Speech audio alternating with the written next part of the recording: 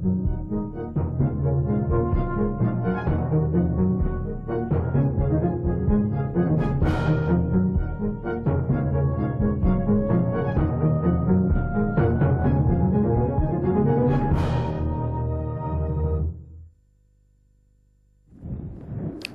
thank you for joining us on Newsline for Tuesday, September 23rd of 2014. My name is Sandra Hanutsaha.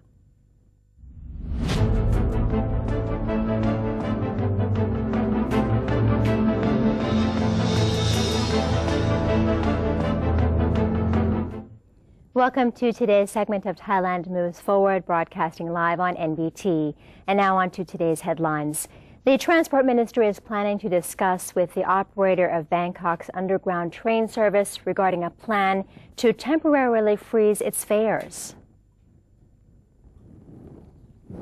Transport Minister Air Chief Marshal Prachin Chantong said that he will hold a meeting with executives of the Mass Rapid Transit Authority of Thailand, or MRTA, about a plan to cap underground train fares until the end of this year, as part of the Returning Happiness to the People campaign.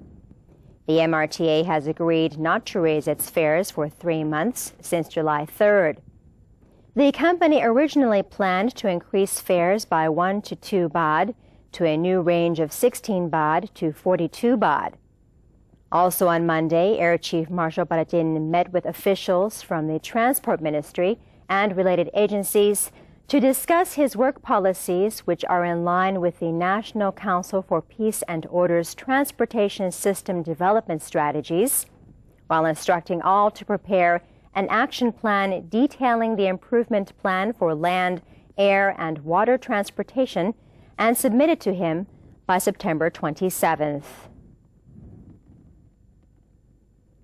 Defense Minister Prawit Wongsuwon has urged academics to strictly abide by the law whenever expressing their political opinions in public, as the country still remains divided and reconciliation needs to take place. General Prawit made this statement following a case where 60 academics had together signed a petition to protest against the National Council for Peace and Order, or NCPO's decision to cut short a forum titled The Decline of Dictatorships in Foreign Countries. The forum was held at Thammasat University's Rangsit campus. He also stated that the NCPO only desires to maintain peace and order in the nation. Therefore, any political opinions that could cause misunderstanding or convey distorted information about the nation's current political situation would not be tolerated. The Defense Minister has said that the NCPO would not make any objections for academic forums to take place, but these forums should not involve political issues. Members of the National Legislative Assembly have been invited to, on Thursday, deliberate the draft meeting regulations. NLA President Phonphet Vichitulachai has now issued a formal order to call for a session on Thursday. The planned meeting, which will convene at 10 a.m., is scheduled for the deliberation of the draft meeting regulations, which have been reviewed by the committee tasked with the drafting. Then on Friday, the National Legislative Assembly, or NLA, will convene again in the morning to debate 3 other drafts. The draft laws to be put up for deliberation involve the promotion of labor skills, the protection of the homeless, and the court trial of civil cases, which were proposed by the National Council for Peace and Order's leader, General Prayut Chan-o-cha. The Bank of Thailand, or BOT, projects the growth of the Thai gross domestic product, or GDP, this year to be around 1.5%, comparable to the previous target, whereas the export growth is likely to be lower than 3%. Following the September 17th meeting of the Monetary Policy Committee, BOT Governor Prasan Rairatwarakul stated that the central bank still believes the annual GDP will expand close to the initial target of 1.5%, thanks to the higher domestic demand and consumption. Tourism will likely remain healthy, while government spending will pick up the pace. Nonetheless, the export sector is estimated to miss its 3% growth target. The governor said a detailed report will be publicized by the BOT on September 26th. After his participation in a recent meeting of the Bank for International Settlements, or BIS, Mr. Prasan revealed that the attendants agreed that limited impact would come from the U.S.'s termination of quantitative easing, or QE, next month, as well as the hike of interest rate expected to be executed in mid-2015, depending on important indicators in the U.S. economy and labor market. The Tourism Council of Thailand, or TCT, predicts an increase in tourist arrivals thanks to the calm political situation and waiving of Chinese tourists' visa fees. The TCT is preparing to present tourism-boosting policies to the government by setting a target of collecting 4 trillion baht in tourism revenue by the year 2018. According to TCT President Piyaman Techaphaiboon, the calm political atmosphere and measures of waiving Chinese tourist visa fees would cause tourist arrivals to increase by 7%, or over 7 million tourist arrivals in the fourth quarter. The total amount of tourists visiting Thailand this year will amount up to 25 million foreign tourists, and tourism revenue is expected to reach 1.9 trillion baht. However, those figures are still less than the TCT's earlier target at 28 million tourists and 2.2 trillion baht of revenue. Therefore, the TCT plans to suggest measures to boost tourism to the Sports and Tourism Minister. The Isan Center for Business and Economic Research, or ECBR-ISPER, has set up a seminar to discuss consumer behavior as exhibited by the Cambodians and the Burmese. The result of the seminar is believed to be of benefit to the country's economy, especially in the tourism sector.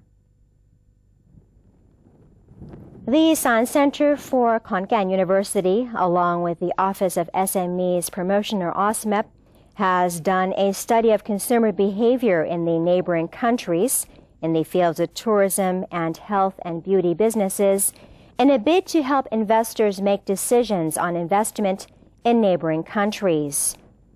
The Thai travel and tourism industry, as well as the health and beauty industry, are encouraged to distribute their products and services to the neighboring countries of Myanmar and Cambodia. Dr. Nim Nuon Piu Thong Ngam, that is, Deputy Director for ASEAN Strategy at the Isan Center for Business and Economic Research of Khon Kaen University, talked about the opportunities and the future for Thai SMEs. For this seminar, today we're going to talk about Cambodia and Myanmar, which are very hot countries that a lot of SME and a lot of people, even the big companies, want to invest and want to do business there. So we hope that understanding the behavior of those two countries, of people from those countries, we get better understanding and get the SME and the companies to prepare to enter into the market, which is the most important thing, to understand what you're going to get into and how you're going to, make the business plan out of this one. The opportunity is evident for Thailand's medical and wellness entrepreneurs to create an advantage by expanding their markets to Myanmar and Cambodia in order to be ready for the AEC and to stress Thailand's image as Asia's foremost expert in the health and beauty tourism sector. If you're going on a vacation, we would like to recommend a new cool way to tour around. And what is that way? Kun Panot Sisinsup has the report for us.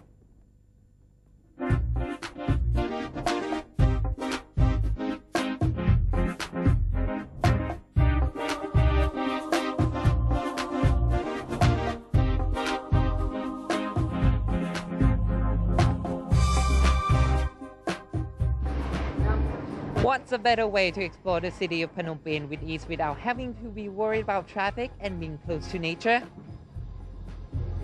You go on a bike ride. Recently, there has been an emergence of a new tourism business, biking tourism, where one hops onto a bike and travels along the trail provided. It's a healthy way to explore the outer city area and its culture.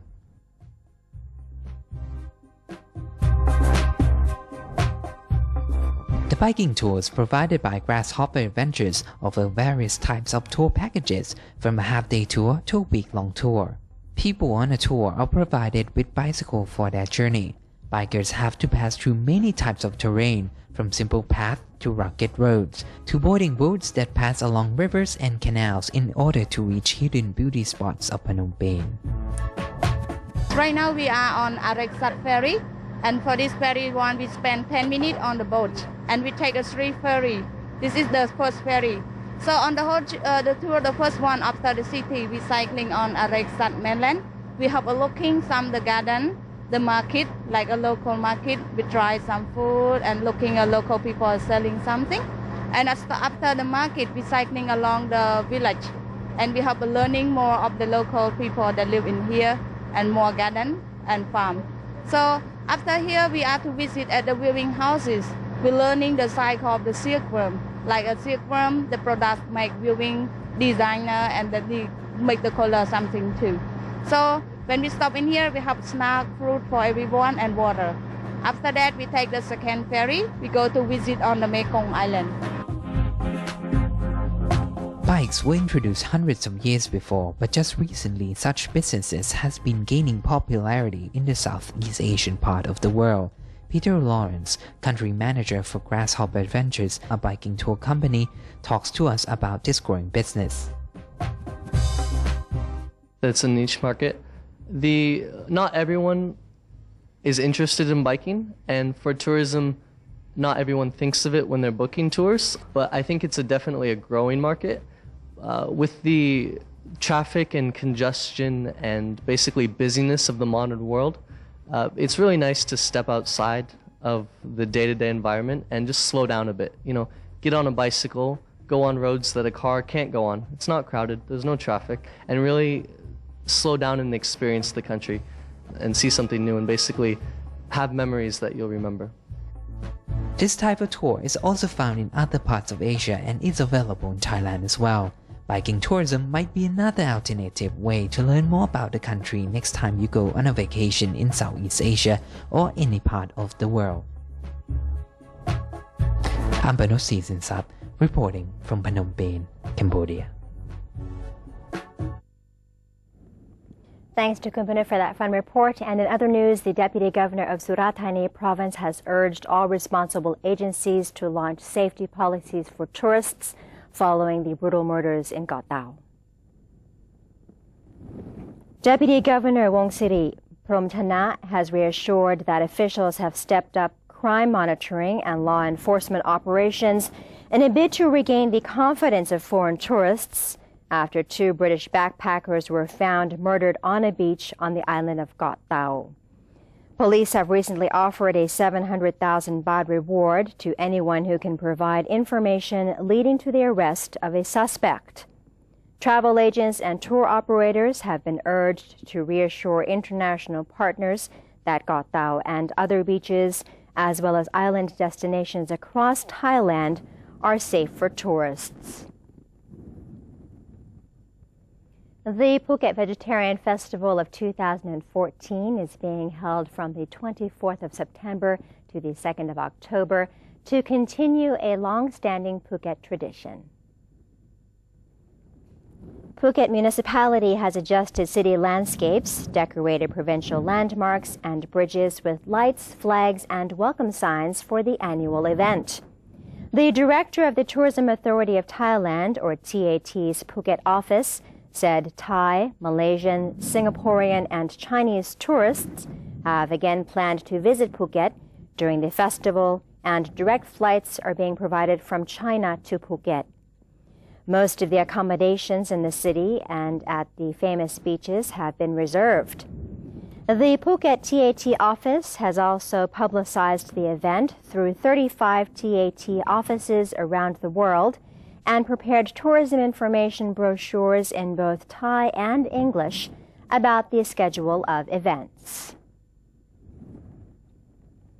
And in today's segment of Now or Never, Dr. Yongnuch Mayalap, the civilian spokesperson of the National Council for Peace and Order, or NCPO, will talk about the short-term measures for annual flooding and drought.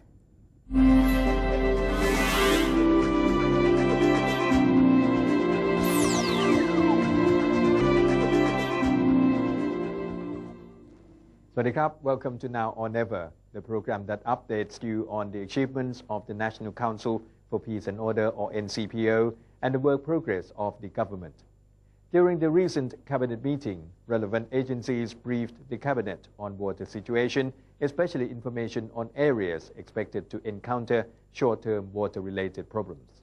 Potential areas might include flooding caused by moderate southwest monsoon prevailing over the Andaman Sea, Thailand, and the Gulf of Thailand, and low-pressure cell covering the Gulf of Tonkin. Measures to relieve impacts from recent Typhoon Kaumaki were implemented as it might cause flooding in areas being closely monitored in many parts of the country. Moreover, water scarcity was predicted due to high ratio of cumulative evapotranspiration, many rain days, and low accumulated rainfalls. Areas to be monitored included Phrae, Phichit, Nakhon Sawan, Nakhon Ratchasima, Buriram, Surin, and Mahasarakham. Water runoffs might affect monitored areas in the north and northeast as a result of the weakened southwest monsoon, which had continued to prevail over the Andaman Sea, Thailand. Strong wind waves might continue due to the weakened southwest monsoon covering the Andaman Sea, Thailand. In light of these, the Cabinet had approved the following short-term measures: accelerating improvement of local drainage system in major provinces, namely Nakhon Ratchasima, Sukhothai, Phichit, Nakhon Sawan, Ubon Ratchathani, Bangkok, and Samut Prakan. Maximizing the royal rainmaking in potential areas and building sub-district-owned water sources in drought-prone areas. Drilling emergency water wells in potential areas to handle the upcoming drought crisis and determining locations for water supply distribution. Protecting shallow irrigation wells and water wells in flood risk areas, and cleaning the irrigation systems when water recedes. Promoting water-saving measures among manufacturing and tourism sectors, and ensuring the manufacturing sector to have sufficient water sources of their own. Adjusting agricultural production plans according to water supplies, and providing help on a second career for farmers in the areas accessible for water distribution. And monitoring possible subsidence of riverbanks where water levels are much lower from the shore. On preparedness of drought, the Prime Minister assigned Ministry of Agriculture and Cooperatives to discuss with Ministry of Interior on operation planning for the preparation of drought. สวัสดีครับ